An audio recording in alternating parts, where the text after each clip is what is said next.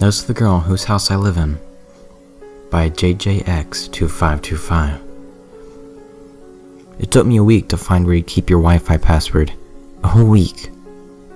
I was really worried you'd thrown it away, but lo and behold, there it was in the cutlery drawer of all places. Everything about the way you organize things confuses me. I guess because you live on your own now, you just put things in any old place. I know there was someone else before. I heard you talking to him on the phone. Johnny, I think? Jimmy? Anyway, I know because you said it was tough being alone. But you're not alone, of course. You have me. There's a crack in the roof where I can see down onto the street below. Don't worry about the roof, by the way. Yes, it's pretty cramped, but I like my spaces small. I've actually stuffed a few things up here to make it smaller. Just bits and bobs from recycling. I don't think you'll miss them. I can sit with my face against the wall and see down onto the street. That's where I saw you meeting up with those people wearing black. It would have been weird anyway, because you never met anyone. But they're all rubbing your back and holding your hand and stuff. I was scared you were going to bring them in, but you just went out together, so that was okay. I don't know what I would have done if the house had filled up with people. You know, it really explains a lot that there was someone else before me. Like the fact you have 2 sets of drawers in your bedroom. Or you're living in such a big house all by yourself. And do weird things, like leave the Wi-Fi in the cutlery drawer. Or watch the same TV show all day and all weekend. I'm not one to talk, mind you. I'm addicted to my toys. Like the big lump of blue tack I found a while back, which is great fun to fiddle with because it doesn't taste too good. Or the cigarette lighter. It's fun to flick on and off. Or the tube that has all the patterns in you can change. I could look down that thing for hours. I often have. That's what I normally do when you're home. Or I just sit back and listen to you do the washing, or run a shower or something like that. I crawl up the walls and hang there with my ear to the pipes and listen to the water rushing by. That kind of thing makes me happy. Plus, you never have anyone around. So once I got your schedule memorized, I can move around pretty free. I know what we have. It's a symbiotic relationship. That means you help me by giving me a warm place to stay and Wi-Fi. And I help you by eating all the spiders. Of course, there's no need to thank me. I fell asleep under the towels in your airing cupboard once. Before I found the roof. I saw you trying to get rid of one that was lying under your sink in the bathroom. I've never seen such ridiculous fuss in my life, but it makes no difference to me how many legs something has, so I just eat them up whenever I find one, and any other thing that makes its way into the house without permission, aside from myself, of course. Since I only pay rent in spiders, I try to keep things I take to a minimum, but I can't say I feel too bad about stealing your socks. You have so many socks. Why would one girl need so many? I get a lot more of them than you do anyway. I like to take them apart by the threads, but then wrap the threads around my finger, pull them tight till the tips go purple. I can nibble on my own fingertips and not feel a thing. It's pretty great. I try not to take much food either. I found I can usually survive off things you leave out or throw away. Why don't you eat banana skins? Another habit of yours that confuses me a lot. I like to open my mouth all the way and drop them in whole. No chewing. I've never needed much food to get by. I really like butter though. Not to eat so much as just to play with.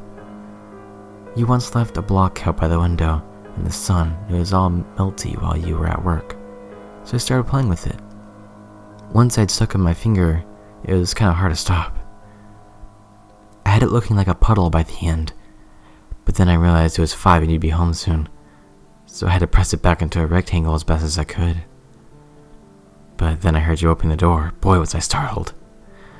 I went to the cupboard under the stairs. You know, the one you never go in because it's full of men's shoes and coats and things. And I watched you come in through the doorway, but then came the weird part. You didn't even notice the butter.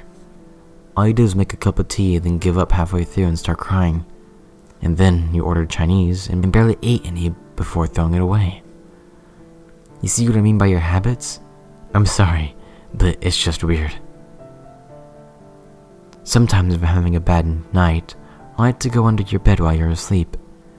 It's nice because I can hear your breathing, and I can match my breath up with that. I lie there for ages, gasping in and out. And if you get up for the bathroom or anything, I have to completely stay still and hold my breath. I don't know why I do it. I guess it's fun.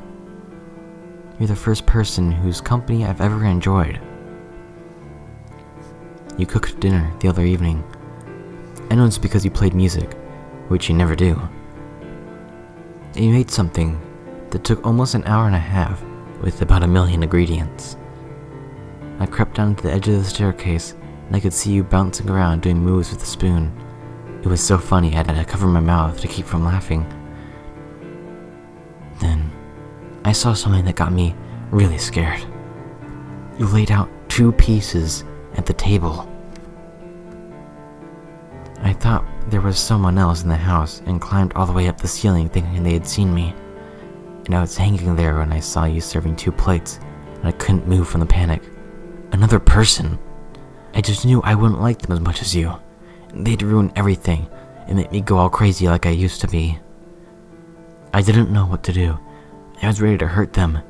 Really, really hurt them. That's how scared I was. Then you sat down. You lit the candle on the table and started eating by yourself. Nobody else showed up. And after you were done, you took the other food and threw it away. Even though I was relieved, I felt kind of bad that the other person never showed up. You didn't seem sad though. It's like you expected it to just be you. After you went to bed, I went through the bin and ate some of the food you threw away. It was delicious. I knew something was wrong the next day because you didn't leave for work, and then ran a bath in the middle of the afternoon. After you had been down there for ages and ages, I started to get a horrible bad feeling. I crawled down to the landing. The bathroom door was open a crack, so I peeked through. I saw your hand. It was hanging, not in a natural way. And there was this long red line going down it. Then I realized. I ran back upstairs. I'm a coward. I know I'm a coward. I hid under my pile of stuff and started to cry. I thought about running away. I thought about the color a pink bath mat goes when it's covered in blood. I thought about how much I wanted to be somewhere else. But most of all, I thought about you, and how little sense you make. What I'm trying to say is that I'm sorry I lit your roof on fire. It was the only way I could think to get people to come to me. It actually worked better than I expected. That recycling stuff sure did burn. I ran down to the cupboard under the stairs and crawled up with my hands over my head until I heard them kick the door down and carry you out. There's a lot of confusion and bad language, but they found you and I heard one say you were still breathing. So, my favorite place in the whole world is gone now. Most of my things as well, though I did think to grab the pattern tube. The rest is just a big black wig on the top of your house. But I'm not scared. You'll get better. And when you come back, I'll still be here. I don't think it's nice to be alone.